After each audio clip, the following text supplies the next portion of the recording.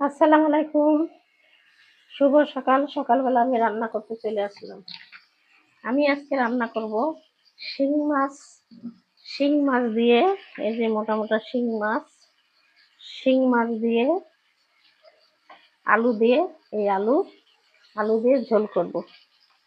তা শিং মাছ ঘষার জায়গা নাই আমার, আমি একটা পাটায় ঘষে নিলাম, কিন্তু পরিষ্কার করতে পারলাম না। ভাই বোনেরা সেই থেকে 1 ঘন্টা ধরে মনে হয় বেছে কুটে পরিষ্কার করতেই হয় না।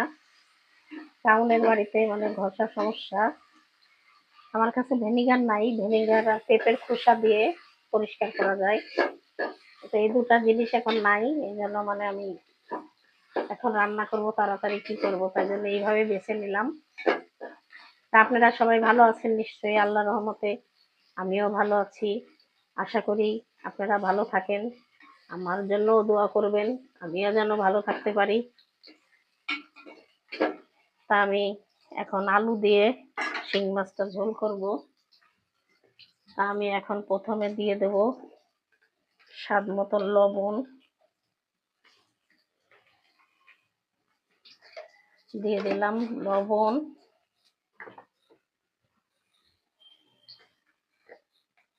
দিয়ে দিচ্ছি মরিচের গুঁড়া। আলু তো বেশি করে একটু মরিচের গুঁড়া দিয়ে 2 চামচ দিলাম। দিয়ে দেবো এখন হলুদের গুঁড়া, দিয়ে দেবো আজকে জিরার গুঁড়া, যেহেতু শিং মাছ একটু গন্ধ থাকে, এটা আলাদা। দিয়ে দিলাম জিরার গুঁড়া, তারপরে আবার দিব আদা রসুন বাটা, দিয়ে দিলাম একটু আদা রসুন বাটা, দিয়ে আমি এখন হালকা একটু পানি দিয়ে দিচ্ছি মশলাটা কষানোর জন্য। মশলাটা কষানো হয়ে গেলে আমি শিং মাছগুলো কষাতে দিব। শিং মাছগুলো আমি এর সাথে কষায় আমি উঠাই রাখবো।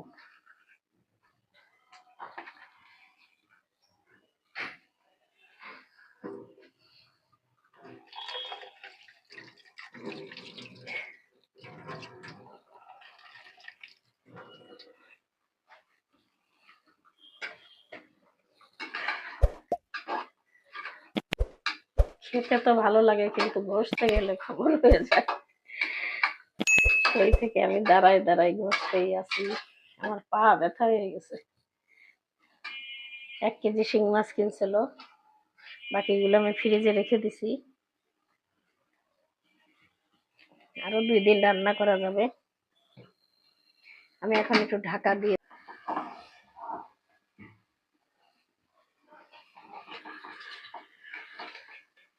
একটু ওদিকে গেছি, এদিকে লেগে গেছে মাছগুলো। তা আমি এখন মাছটা উঠাই ফেলবো, কষায় উঠাই নিচ্ছি। প্রত্যেকটা মাছের মধ্যে ডিম ছিল, আমি আর ডিমগুলো বের করে নিই। এই যে ডিম মাছের ভিতরে, দেখেন ডিম, প্রত্যেকটা মাছের মধ্যে ডিম।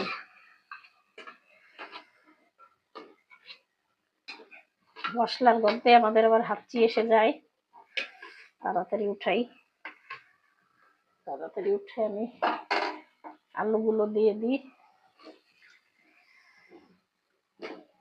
হাঁড়ি বেকার হয়ে রয়েছে, সোজা করবো। ভাই বোনেরা, আরেকটা কথা, আমি ঢাকা শহর ছেড়ে চলে যাচ্ছি আমার দেশের বাড়ি, গ্রামের বাড়ি। আমার গ্রামের বাড়ি খুলনা। আমি খুলনা ভার্সিটির ওদিকে চলে যাচ্ছি, ওখানে আমার বাড়ি। আমি ওখানে চলে যাব, এই জন্য গোছ গাছ করতে হয়, তো তাই জন্য ওইদিকে গেছি, এদিকে তরকারিটা লেগে গেছে। আমি হয়তো এই মাসের চলে যাব।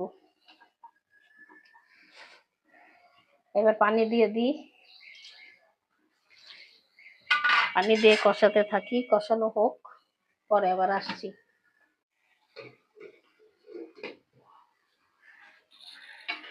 আমার আলুগুলো ভালো করে কষানো হয়ে গেছে। এই যে বাবা বাতাস, আলুগুলো কষানো হয়ে গেল। আমি এখন ঝোলের পানি দিয়ে দিই।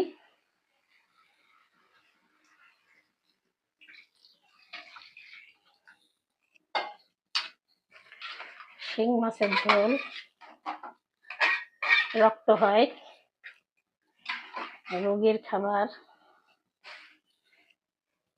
ভালো মানুষেরও খাবার। আমি এখন মাছগুলো দিয়ে দিই। যে মাছগুলো একটু ওর মধ্যে ঝোলের পানি দিলে একটু ভালোভাবে সিদ্ধ হবে।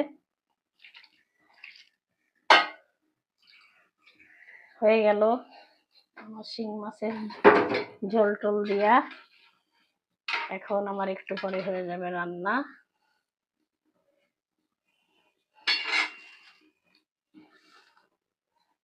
আমি আবার ঢাকা দিয়ে দিই। ঢাকা দিয়ে দিলাম।